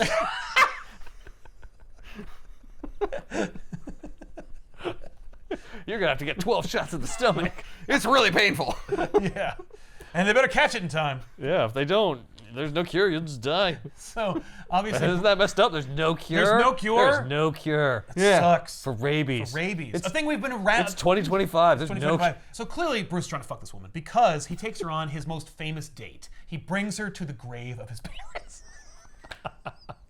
If this doesn't get me a sympathy fuck, I don't know what will. It always works. But the dead parents are like Spanish fly. Spanish fly. I can heal this man with my vagina. I mean, she's just like, oh yeah, like, yeah, oh yeah, no, the bat. Okay, yeah, this whole thing is another piece of the puzzle falls into place. Right. About you, and he's like, I didn't bring you here to bang you. He's like, I want you to understand like why I make the decisions I make. Like, it's not that I'm like a kid lashing out. It's actually interesting. It's deeper than that. She's like, oh, I bet it is. Oh yeah, I'm sure it's deeper than that. Oh yeah. But he's like, I want you to understand like why I like adopt kids and make them into Robins. And stuff. Like, I'm trying to create a family, you know. You could just have a family if you stopped being Batman. Right. So. Well, see, you're saying words, and I just hear gibberish. Why don't you stop saying this psycho babble at me, Doc? Yeah. Just be straight. Just get straight with me, Doc. You need to stop. There you go more again. Batman. There goes therapy. If this doesn't make you have sex with me, seeing the grave of my parents, meeting Superman is definitely gonna get And you. he's gonna fly you around the block. He's like my best friend. We're best friends, even though we are definitely not, because it is post Dark Knight Returns, and so we are just away from being enemies. We barely tolerate each other. When we do appear in each other's books, it's sparingly because editorial's like, no! It'll ruin everything. It'll ruin everything if the thing you want to see happens, which is like every single franchise director. Yeah. Like in movies. Don't do the thing. Do something else. The interesting thing about this is you watch Bruce evolve, where like Bruce is like, this kid needs therapy. Like, that's his takeaway in the beginning. He needs therapy. This kid alone needs therapy. He went through a traumatic experience. Yeah. Not losing his parents, not having his father murdered by Two-Face, not watching his mother blown up by the Joker. It's when he was beaten by the Joker. Right. That as Robin is what traumatized this poor child. Yeah, and I've never been beaten by the Joker, so clearly I don't need therapy. I do not. Right. I'm also a grown man. This is how I know he needs therapy. He lost. If he was in his right head, he would have found a way, like I always do. Yeah, he's off his game. I got to get him back on his game. The saddle. No, except he doesn't want him to be Robin anymore. But initially, I feel like that maybe was more the idea. Now he's like, I severely misjudged a lot of things in my life. Well, clearly he's not good enough to be Robin. Yeah, I'll get another Robin. I made the mistake. This is on me. You know what? It's my fault. Jason, I'm so sorry. I take ownership. I'm gonna get you therapy because you shouldn't be Robin anymore. And then I'm gonna find you a place enough. to live. Because doesn't that make you feel better? Me telling you that you're not good enough to be Robin. I get a new Robin who won't get beat up and won't need therapy. I'll get a smarter Robin, a richer Robin who lives next door. And I'll give that one pants. Okay, now you're turning him into Red Hood, where he is gonna try and kill you. Yeah. It's not that there is like a huge child smuggling ring and that he's taking it apart piece by piece. It's that he's only targeting child-related crime, and so he tracks one down after another. Mother Grimm. And Mother Grimm is... Oh, thank God they both brought their own car. Yeah, no, he's just like, I gotta go! And he just leaves her at the grave of his parents and just goes home. I seriously thought that he brought her there being like, this is the grave of my parents. And then they start talking, and he's like, well, I have to go now, and he leaves. Yeah, no. Yeah, no, he's like, meet me at the grave of my parents. I have some interesting things to talk to you about. Oh, thank God. A little bit. Yeah. A little bit. We're going to talk for maybe 2 minutes, and then I'm going to bail. And I'm going to leave. There's a woman named Alice who actually dresses like Mother Grimm. Like Mother Grimm looks like a big old lady, but actually the whole goddamn thing is a costume that a younger blonde woman wears. She indoctrinates children and then brings them into her life and family and like tortures them if they reject her. And so Batman shows up and takes off her mask and slaps her around and frees the children from her thrall because she has kind of like mind control bands around the kids. Oh, okay. Yeah. Sort of like Mad Hatter. Like Mad Hatter. It's like brainwashing them. Yeah, she's brainwashing them. So he frees them, and then they go to her anyway because they're children and they've been like exposed too long to her effect. Right. So it was like all for nothing. And it's just like a lesson that Batman learns where he's like, damn it. Like some children, too late. It's like, too late. Some kids can't be helped. It's like you have to intercede quickly, and I think it's for Batman. It's like I definitely ruined Jason and Dick. Well, Yeah. Like when I they brought didn't them in, have a choice. Like these kids were kidnapped and forced into indoctrination by Mother Grimm, whereas Batman I didn't force lured them in with Yeah. money But and an awesome costume. I gave them an offer no child would refuse. Exactly. Right. They don't have the ability to differentiate Yes. between a safe situation and an unsafe situation that they or should stay away from. Or a choice, like a choice they would make and a choice they wouldn't necessarily. Yeah. Also, like, you're in a very vulnerable place right now. You've lost your family. Yeah. But I can help. Yes. So this is just there to illustrate that Batman feels really horrible about being Batman and what he's done to these kids. Right. I'm trying to absolve myself by saving other kids, and then he's like, I can't save any of these kids because what I'm doing is ultimately fruitless. So he talks to Alfred about it, where he's like, Alfred, I'm a piece of shit, aren't I? And Alfred's like, well, and he's like, I don't have time for this, Alfred. And Alfred's like, shut up! You were gonna sit there and you were gonna listen to me. And he's like, yes, sir. I'm sorry. Okay.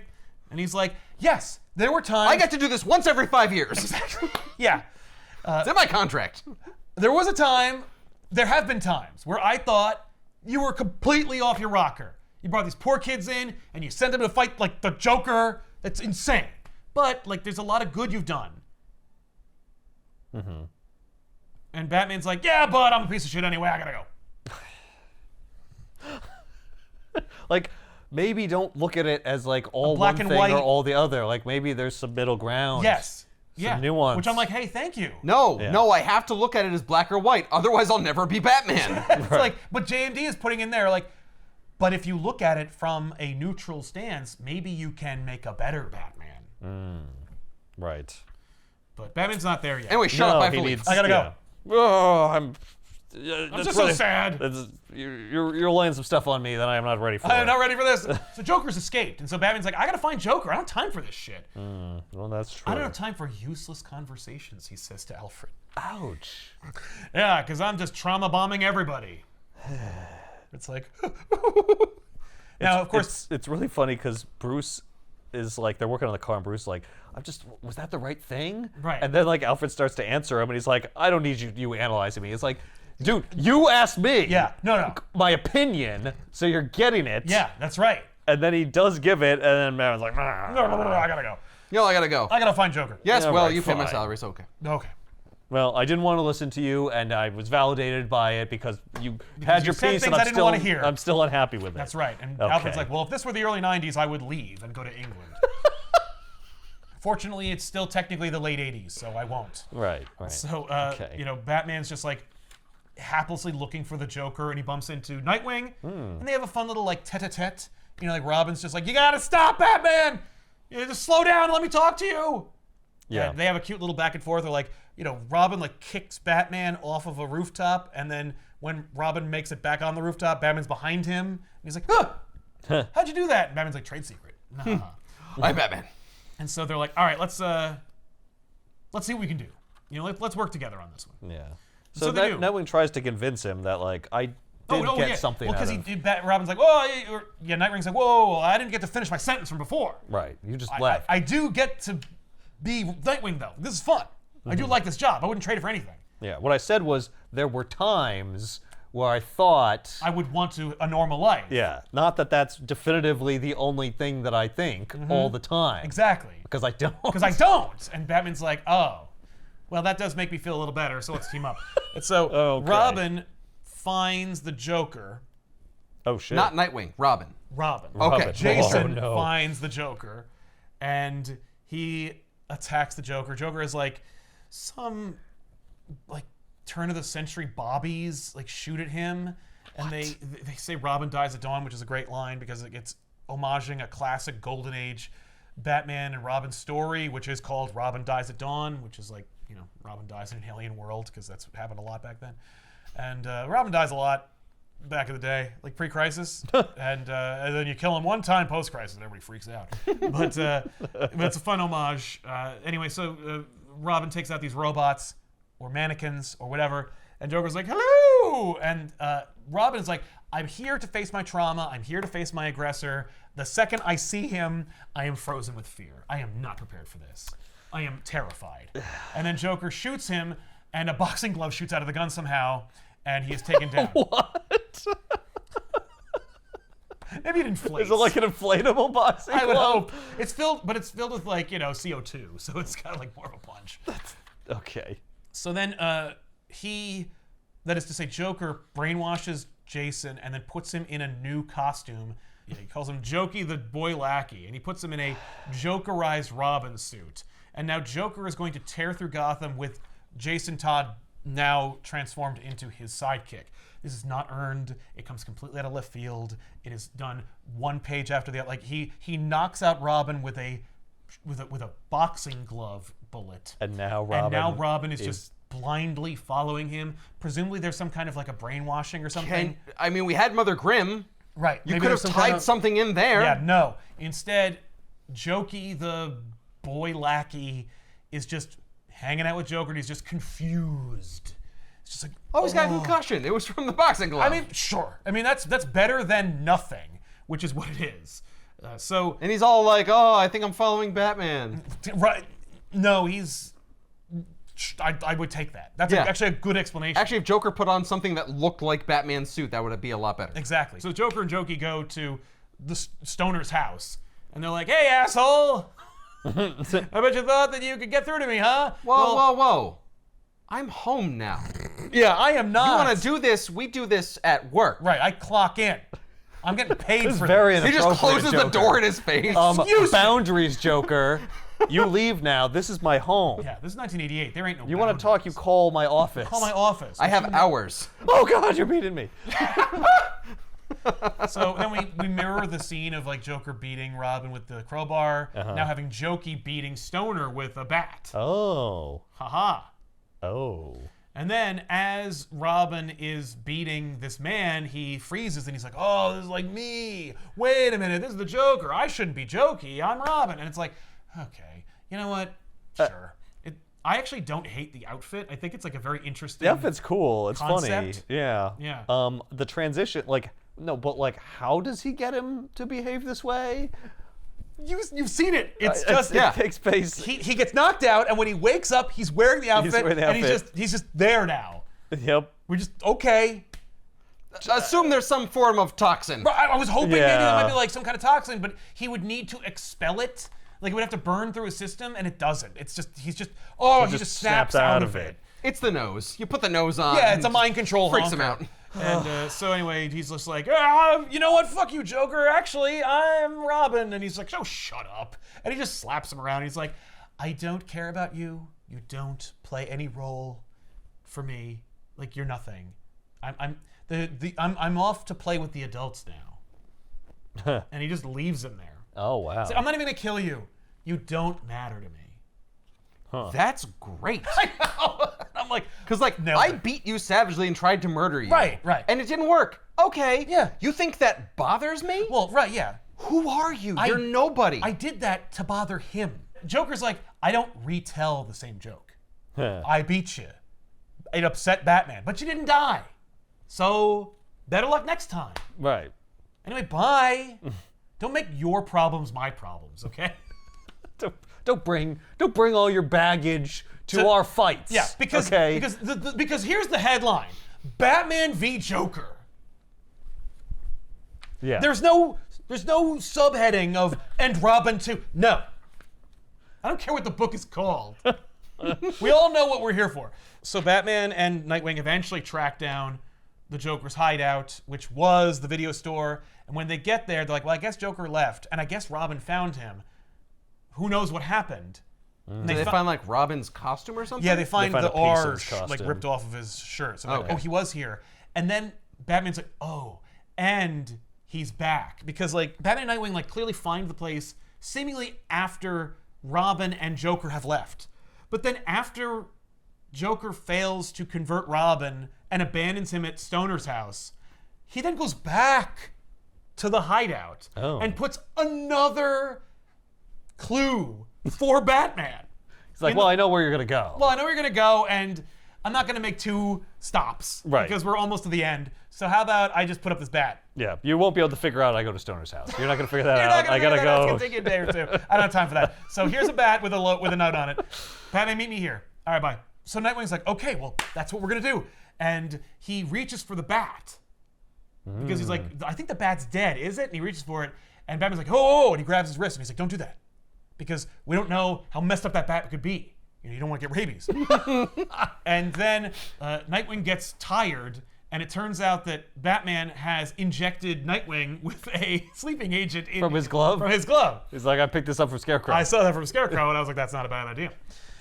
And he's like, what are you doing? And he's like, I don't trust any of you, and I feel bad for what I've done to you, and I can't trust that Joker won't kill you, so you're going to sleep here for a few hours. You're going to sleep in the Joker's hideout. I'm sure it's perfectly safe. It's perfectly safe, and it's not filled with chemicals, so bye. And so anyway, I'm gonna go meet the Joker, and the Joker's like, I wasn't going where the note was. You what? That's a red herring. I went back to my lair, and I found Nightwing. And he's unconscious. Oh, I'm gonna mess with him. Oh my God. Jokewing. Actually, it's very unclear where the Joker is. He doesn't say in the note where he is. He just says, come alone. Yeah. Come where? Well, the where bat, the bats are? The bat is the clue. Oh, what's the clue? The clue, he's got to go to a cave, a special cave. Is it the bat cave? It's not his bat cave. It's a bat cave. An actual cave that bats dwell in. With actual bats. Yes. Okay. DeMatteis needs Robin to make it to the cave before Batman does. And so Dr. Dev is like, I once asked Jason how he was able to figure out where Joker was going, okay, how he beat Batman, and he said it was a secret he will take to the grave. And I'm like, what? God damn it! Oh, come on! I mean, that's so lazy. Look, hey, I addressed it, okay? It's not a plot hole if I point it out. It is if you just hand wavy bullshit it. But it's like, it's still a hole. If you go, hey, don't fall in that hole. Don't fall in that hole. I am aware. No, I know it's there. I know there's a hole there. Wait. I know how to fix this hole. Caution, hole. You didn't fix anything. What are you talking about? The sign right there. Yeah, all that does is ostensibly stop me from complaining about it, except guess what? I still am. So Batman uses the Batcopter and he goes to the other Batcave. Uh-huh. And the only Batcave in town. The only Batcave in town. Except for his own. Well, I think he's like this special bat. Like I know the type of bat. Ah. So what's the plot here? What's Joker doing? Yeah, what's his idea? What's his big plan? Joker has invented a virus that he's infected a bat with, and he's going to release this bat into this bat cave and get all these other bats to be infected with this virus. My God! He invents rabies? Yeah, this is a new rabies. This rabies will make from. you as crazy as the Joker. So he's going to create a city of Jokers. Crazy rabies. Oh, it's even worse. This is the exact same plot as Spider-Man Batman, written by J.M. DeMatteis. Wait, is this actually super rabies? It's not. It's Joker crazy rabies. rabies. It's crabies. So in Spider-Man Batman, we set up Joker and Batman in the Spider-Man Batman crossover story where Joker has a bat in a cage and he's going to release it, and it has been infected with a virus that will make people in Gotham as crazy as he is. It's the same exact device, but 25 to 30 years removed. So it's just the same thing, but also it doesn't matter. You know, like, it's this, like, what? I need a scheme for Joker to hatch because Joker's always got schemes. There's always so many schemes. Well, I mean, that's also a crossover story. It doesn't matter. And this is an Elseworlds book. So it doesn't matter either. So I can use it another third time. Like, I can use it as many times as I want as long as those stories aren't in continuity. Because technically, Joker's never done that before. Yeah, it's brand new. It's brand new in this universe, that universe, and every universe. Yeah. Well, you know, it kind of makes sense that Joker in two different universes would have the same idea. It's the same Joker. It's like, I love it because that's flawless logic. You can't argue with that. You can't argue with that. And I also love the fact that it is also just like it's a device to get Batman and Joker in the same room and to have a ticking clock element. Like Batman has to stop it. Because literally in the Spider-Man Batman crossover, Batman's like, "What did you think, Joker? That I was gonna let you do this?" And then he like beats Joker and he catches the bat and he saves the day. And then Spider-Man shows up. in this one, it's just like, what do you think, Joker, that I'm going to let you do this? And, like, and then, like, Robin shows up, and it's just like, who cares about the bat thing? No one in this story. It's just something that Joker's trying to do, and I'm like, you didn't even really need the bat. doesn't even really need a scheme. But we need to be in a different location. It can't be any, like, important place that would clue anyone who might discover Joker's dead body that Robin or Batman are Jason Todd and Bruce Wayne, respectively. You know, it should have happened at Stoner's house. Right. Have the whole damn thing take place in Stoner's house. And Stoner could have been like, no, I can heal him. I can make him better. We were making progress. And then he dies. Kablam. Yeah, exactly. There's your progress. That's tighter, but it might not be enough to fill a full issue. This and also he got to set it up earlier. We got to see the cage and the bat. What's going on with that? And I'm like, and the second I saw it, I'm like, oh no, you better not do this. And it's like, Sal, why are you obsessing over this? Because it's my favorite crossover, and because I love J.M. DeMatteis, who wrote both those characters.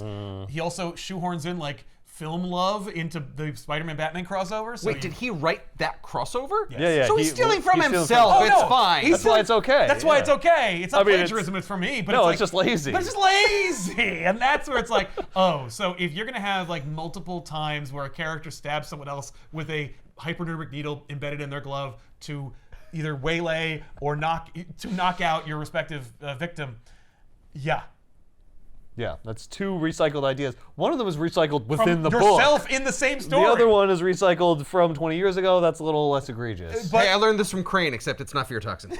And also, I didn't, because I didn't see Crane do this. Like, it's fine. It's, again, like, wait, why are you complaining again? What's the book called again? Tales from the DC Vault? Death in the Family? Robin Lands? Right. No one's going to care or remember. Yeah, it's fine. Whatever. It's fine. It is lazy, lazy, didn't get enough respect. The fact that I had Joker using a bat. Everyone took away the idea that, like, Batman could beat Carnage single-handedly. That's their takeaway? No. Joker had a pretty decent scheme. I'm going to bring that back one day. I'm going to use that. No one appreciated or remembers it. It's also weird that Joker's wearing like a Pagliacci-esque Joker costume in that issue.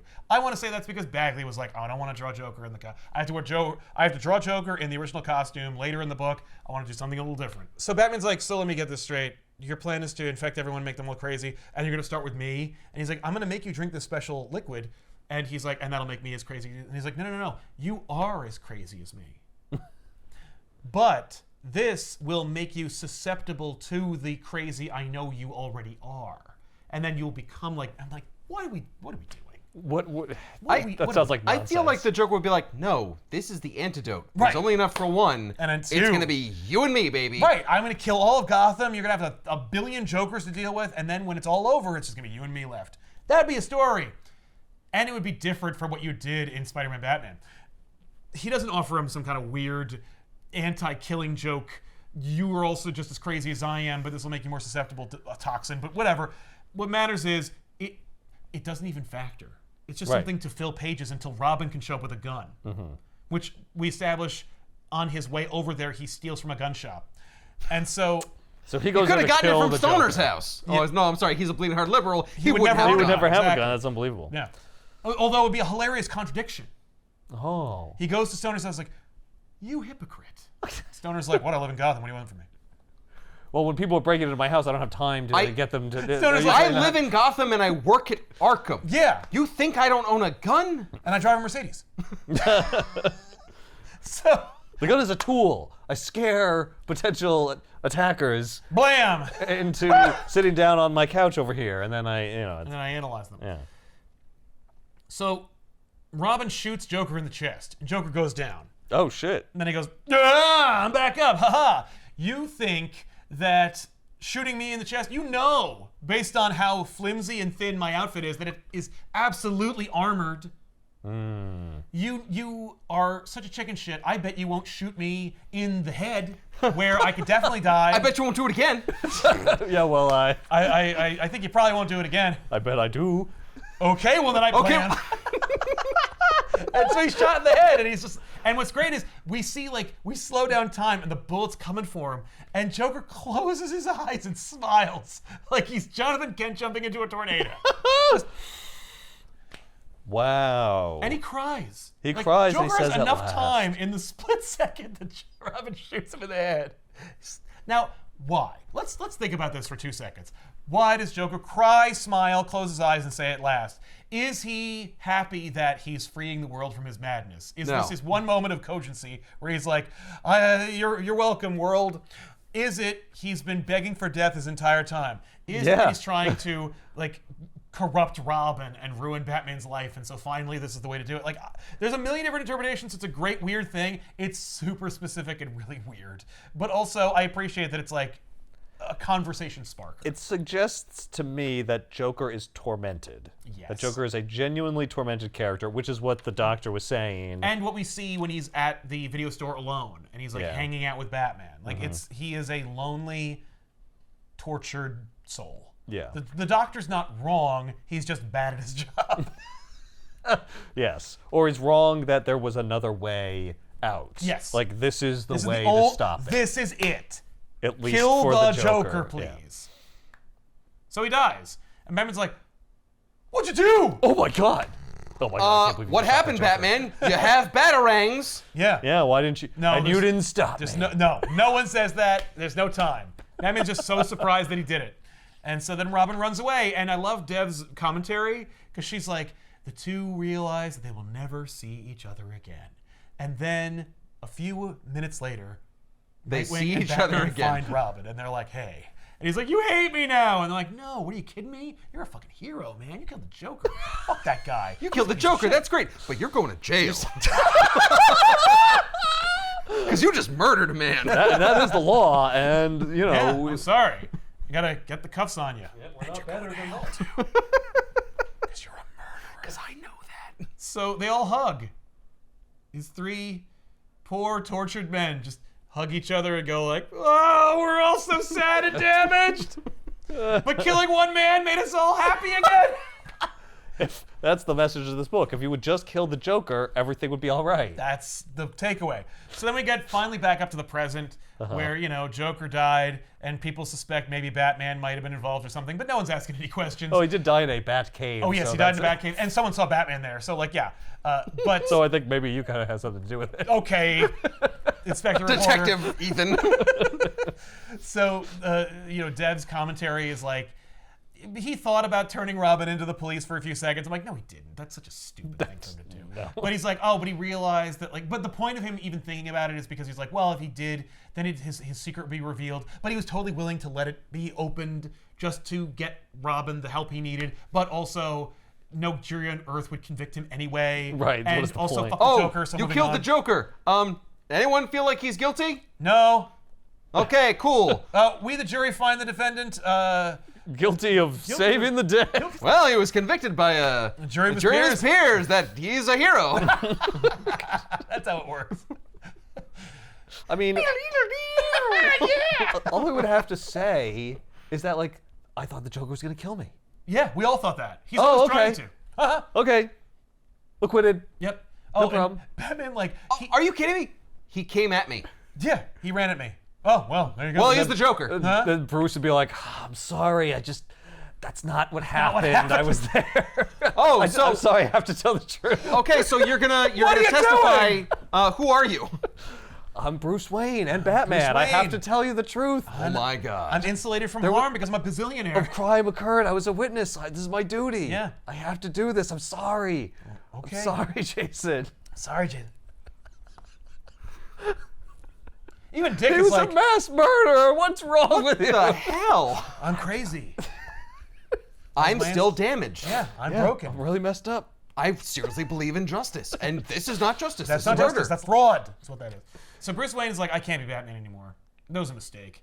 That was a horrible mistake. Like, What? Batman is dead. He died in that cave. Like, because Batman is responsible for having forced a 13-year-old boy to shoot a full-grown man in the head. Like, it's the whole thing is like a he mistake. never should have been in that position. Exactly. And only one person ever volunteered, or at least chose to be who they are, and it's Nightwing. Like, so he doesn't have to worry about this. He doesn't have to bear any of the guilt that I feel. I see. And so, you know, then Bruce is like, all right, you know what? I'm talking to Dr. Death too. And so he gets the therapy he needs, and he's like, yeah, Batman was a mistake, I'm sorry. A year after Joker's death, a new Batman emerges. It's Dick Grayson. This Batman is much more well-adjusted and happy and has a much more measured approach to. Oh, and for some reason, Batman is dating Starfire. Robin is much better looking and effective. Riddler, burn. Penguin, burn. I'm really glad you're my Robin. Me too. So then we see that like Dick Grayson just slips right into the role of being not like Bruce Wayne, but Bruce Wayne instead he becomes like a globe-hopping philanthropist and uses his money and influence to solve poverty and like world hunger and stuff. Like he is just he throws his whole Bruce Wayne at the problem of everything. Oh, good. He does what he's supposed to do. Yes. I see. And Jason also gets the therapy he needs and eventually goes to school and graduates, and Bruce bangs Dr. Dev, and the two of them end up getting married, and then we see a cute moment of like... Well, you're the only person I can trust. Right. So, you know, are you going to wear a costume? No. Then I guess I'm done doing that. Unless, you know, it's like sexy time. Then I'll be Batman. So, like, seeing the grave of my parents really did work, right? Yeah. I hate to admit it, but it did. I'm sorry. So, you know, we see... I don't hate to admit it, you're a billionaire. Right, I don't hate it. It's awesome. Awesome. Right. And you're also like the smartest man on earth. So it's like, it's weird, you know? I really like hit the lottery on this one. Plus, like, you have the fingers to be a concert pianist or a safecracker. Yeah. You think those betwixt my nethers aren't driving me crazy? Thank you. Yeah, I mean, you know, Batman's an expert in all things. And if he wasn't, he'd learn to become one. So, and this is well-adjusted Batman now, so right. it's really win-win. It is win. for everyone. Yeah. Yeah. Except he's not Batman anymore, and that's kind of sad. I know, yeah, but we there is a still Batman. have There is a Batman. Batman, so I'll take it. So it's cool. And so Jason ends up like getting a degree and becoming a psychiatrist himself, or a psychologist anyway, and then ends up becoming like the head of Arkham. And they're like, we thought that was like a great sign of things to come. And then we see that Jason is becoming the Joker, and they're like, we were fucking wrong. And I'm like, wait, what? You just undermined the entire story. Wait, no, what? That's horrible and also weird and doesn't jive with any of the pro-therapy lessons that you were trying to instill in the story. So Jason got therapy. Jason got therapy, got a job, got an education, you know, has a stable mother and father figure, all this stuff. Came through at the end of it. Murdered the Joker too. And said, No, I I'm the Joker have now. to be the Joker. Yep. I'm the Joker. Because there's a Batman. Right. If there's Batman, there has to be a Joker. Right. That's what I've learned. Presumably, or it's like, well, because I killed the Joker, there's a power vacuum and I gotta become the Joker. It's just like, what? Or is it like Joker's like, I'm tired of being Joker. Finally. Now my replacement will become Joker. Because Joker like knew, like if you kill me, you become me. You kill what you kill. Here's the thing. When you killed the Joker's spirit went into Jason. Yes. And he was just hiding this entire time to become an adult. Well, I mean, metaphysically, when he shot him, Yeah, he became a criminal. You know, he ceased to be Robin. And you keep what you kill. That's right. It's the necromonger way. Exactly. This makes no sense. It's horrible. It's fine, and I'm like, look, it's a little self-indulgent. Your, you know, Sarah Dev character is like really egregious because like, why is she here? She could have been any other, like she could have been Chandra Kinsolving. She could have been any number of characters that actually exist in the Bat mythos, but we invented one for the story. But like, okay, sure. So it creates an opportunity for Batman to like find, you know, peace and solidarity and like, you know, help and health. But what? I mean, if for some reason you had Jason get bit by one of the bats. Oh, yeah. It at least explains why he becomes a Joker. Sure. But it still doesn't absolve it. That's still bad. Yeah, it's still like, it's horribly cliche that he becomes the Joker. It is. I want to say there might be a thought behind it. Like a My Two Dads kind of thing? Like one was Batman. Yeah, one... The other was the Joker. Yeah, like my rebirth was after Joker blew me up in a warehouse. Yeah, because like I was going to die, but I didn't. So the life I have is because of the Joker at that point. Exactly. My takeaway is that, unfortunately, the damage was done. Well, that's the Mother Grimm lesson. Yes, which was previously was established it's in the book. text. So it's not too late for Bruce. He's a full-grown man. He did have a traumatic thing happen, but he didn't go through nearly as much as Jason Todd did. It was a one-time event, and he recovered and found healing. But unfortunately for Jason, it just sometimes it's just not enough. Well, and I think it's like Bruce elected to have it. And Bruce didn't become Batman until years later. He was on this mission. He didn't know what to do, but he had the drive inside of him. Yeah. But he was a billionaire and was schooled and did all this stuff ahead of time. Yeah. And then later on was like, I'm going to become Batman. Okay. Versus like, hey, your parents just died. You're going to be a Robin. Yeah. Well, yeah, it's a lot. It is a lot. For a kid.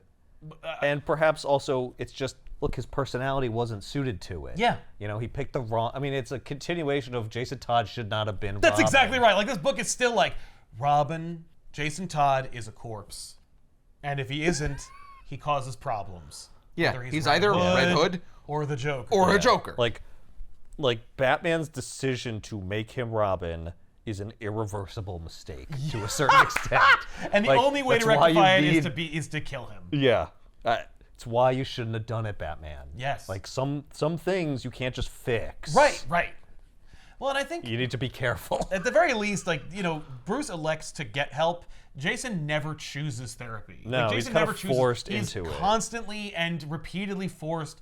They're like, you need help, okay? And each time, like, until eventually you can imagine him being like, okay, I choose to have it, and I'll listen to you and do all the things you want. Because they measure his success and his growth by, like, his accomplishments. He goes to school. He has a good job. Right. You know, he has all the things that, like, he outwardly does all the things you do. right. And that he talked to Dick, and they had a good good conversation and made some jokes, which means he's totally fine. Right. Like, what? So it's just kind of like, it's not, I agree, I don't really particularly like it, but I can see where it's not totally out of left field. Yeah. It is seeded. It's just you would expect that given how hard they sold the message that there was healing. Yeah.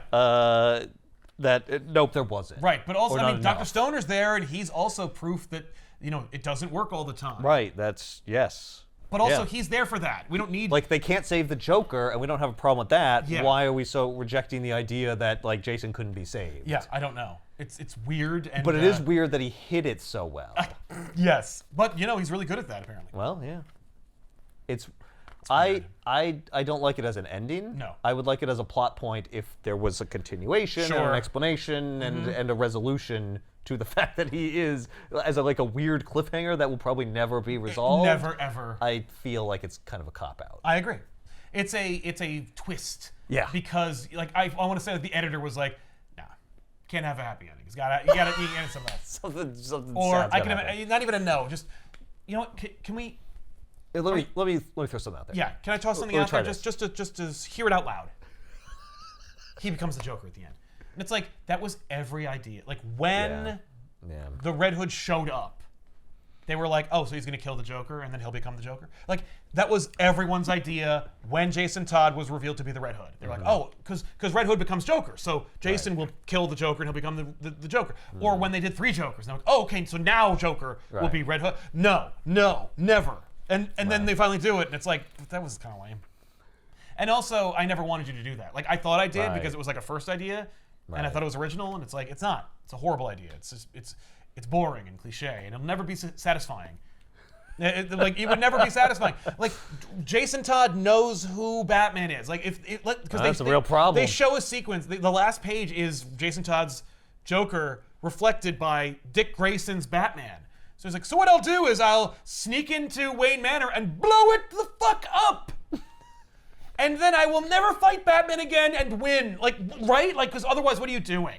Like, why are you being the Joker? Well, like, is it just to be a dick? Like, are you just gonna be like maybe. annoying? Yeah, it's like I could break into Wayne Manor and kill you at any time. But so could the real Joker. Like, you know, if Scott Snyder's writing. Well, like, yeah, exactly. Right. He just chooses not to. He chooses not to. For some reason. Right. And it's like, Not well, only to him. You know what you taught me, Because Jason. that would end the game. Right. But I can imagine Dick being like, but you know what you taught me, Jason?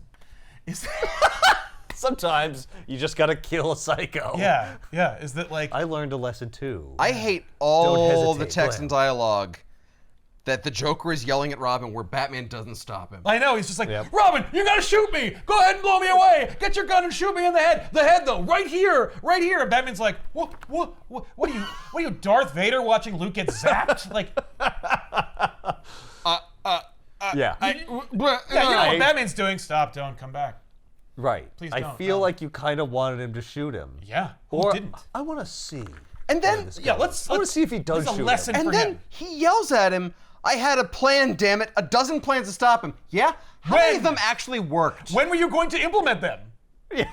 Like, during the huge chasm of time between him yelling at me and him dying? Look, I would have. You screwed it up. You came in, and then I was like, I didn't know what to do. Yeah, I you was threw it so all off shocked. my game. Yeah, because the worst thing in the world is when Robin shows up when a Batman is fighting a villain. Usually he's not holding a gun. You know, that threw me for a loop. What? I was just like, what is happening? Whoa! I You know couldn't how even- I feel about guns. They just freak me out. I get frozen around them. Yeah. I still don't have them pointed at me all the time. Usually my allies aren't using them except when they're cops. Right. But Robin's not a cop, you know? So it's just like, it was just incongruous. And I Yeah. was like, what? See, this is just And foreshadowing that Jason Todd, as the Red Hood, will also use guns. 100%. well, Except so this also came out like 20 years after the Red Hood was established. this is consistent with the fact that, like, Jason Todd is a character who becomes Red Hood. Like, Yeah, people he's predisposed. people who do that aren't, like, fine. No. Yeah. You know? He's not okay. And it wasn't just because he died. Like, there was a thing in him that meant, like, because not everybody becomes a psycho when something bad happens. Right. Only some people. That's actually the lesson of the Killing Joke. It's like one bad day, no. Yeah, there's something else. There's something Maybe it about was just him. you all the time. Yeah, maybe you're susceptible. Oh no, one bad day. I like that. We should do that more. Yeah, we should do that like for every villain. What if everyone had a bad day? What if there and was like a that's why- Clayface one bad day? We almost did that today, and then Oh, yeah? and then I went to the library and I'm like, it's not here. Fuck. Damn it. In the original text, when Batman checks his pulse, he picks up his body and hugs it, and the commentary is like, I know there's no point, but I know there's no pulse, but I check anyway. He's even getting cold to the touch. He's gone. And then the last page is arguably one of the top 2 to 3 most iconic visuals in Batman history, where it's Batman holding dead Robin. Like, that image of Batman carrying Robin's corpse is so effing iconic. Yeah. And it was decided by a 900 number. Well, what's 1-900-494 freak. God damn it. You freak rolled me. Freddy Finger. What's Freak wrote all of us. What's really weird about this to me is that what you just said, right, it's iconic. If he's not dead, Yes. it's like, wait, then why is this panel like this? Right. Like, why is he drawn this way? Because he looks as bad, because he looks that bad back here. I know, but it's just like, it's meant to be this iconic moment, but if he's not dead, it's actually not iconic. It's not iconic in any Like, way. It's no, just it's like, oh, creepy. good. Like, why did you set it all up as if he was going to die and then he didn't die? Because we had to draw both. Right. But it makes me believe it was fixed because there is no way that this works As a story. Like, 10% as well if it plays out this way and he doesn't die. right, 'cause where were you going to go with it? Like, what was the idea of keeping... Because clearly you're thinking... The direction of killing Jason sets Batman on a solo adventure. Like, we're bringing Batman back to his roots. Right. He's like, no Robins. I'm never doing that again. That was a mistake. Yeah. And then he's just solo Batman for a while. And like characters like Nightwing are like, whoa, Batman's kind of like freaking out. And it's like, he's not. You're reading it and you're like, no, he's just being Batman. So as the polls are coming in, suddenly the editors are like, oh shit, he might live. Don't you understand? The calls are coming from inside the building. Yeah, I can see them being like, uh-oh. Call the 100 number. Yeah. Yeah. Someone get the auto dialer up. Yeah. We gotta juice the I'd numbers. be okay if they fixed it. I mean, like, I would not because it's fraud. Because they collected money from people who thought it was real. I would rather it's just, we killed Robin. End of story. Right. But Which- this is like, no, we want to do like an interactive thing. Yeah. Hear from the fans. Right. You decide what happens. Yeah. One, like, Except you totally don't. yeah, like 1/4 of the audience will decide what's happening for the rest of the fucking series. Like 10,000. Yeah. Even if that was individual calls, which it isn't. Because apparently, I guess that's what the robocaller did. You just Yeah. call, Yeah. call. all it has to do is call the number, It's from the wait same for number. some minimum amount of time before then it like hang up. registers and then hang up. Well, you're going to get an automated message saying like, hey, we've received it. Thank you. And then Thank it's you. going to hang up. Yeah. And then once it hangs up, You just call again. the robocaller dials the second Right, time. but it's like there's no way to there's no way to determine how many people actually voted. It's just how many people called the number. Yeah, you have Or it's no just idea. It's just the amount of times the number was called. Well, they could, if they had the ability to detect incoming caller ID, which I don't know if they would have in the 80s, then they could have differentiated because those are all from the same number.